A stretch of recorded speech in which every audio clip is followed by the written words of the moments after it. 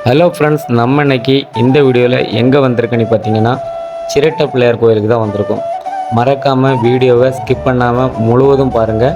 Video முடிவில் பிடிச்சிருந்தால் like button அழுத்திடுங்க.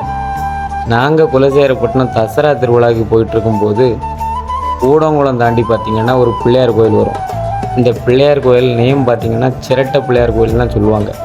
ஆக்சுவலாக இது பார்த்திங்கன்னா இது ஒரு சுடலை கோயில் தான். ஆனால் எங்கள் இடத்து மக்கள், கன்னியாகுமரி டிஸ்ட்ரிக்ட்லேருந்து போகிற மக்கள் எல்லாருமே இந்த கோயிலை வந்து சிரட்டை பிள்ளையார் கோயில் தான் சொல்லுவாங்களே தவிர சிவசுடலை மாட சுவாமி கோயில்னு சொல்ல மாட்டாங்க. ஏன்னு பார்த்தீங்கன்னா இந்த கோயிலில் பிள்ளையார் இருக்கும், ஆனால் பிள்ளையார் சைடில் தான் இருக்கும்.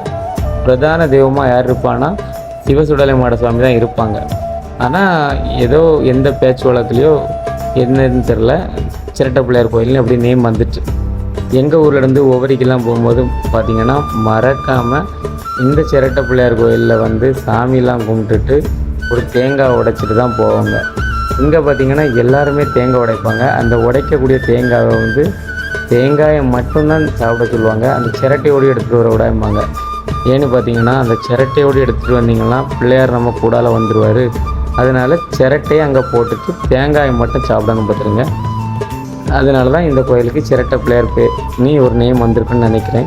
ஆனால் இந்த கோயில் உள்ளே பார்த்திங்கன்னா சிவசுடலை மாட சுவாமி கம்பீரமாக சூப்பராக இருப்பாங்க. பக்கத்தில் நம்ம பிள்ளையாரப்பா அவரும் அழகாக இருப்பார். இந்த கோயிலுக்கு நீங்கள் போயிருந்தீங்கன்னா மறக்காமல் கமெண்ட் பாக்ஸில் கமெண்ட் பண்ணிடுங்க. பிள்ளையார் பிடிக்குன்னா லைக் பண்ணிடுங்க.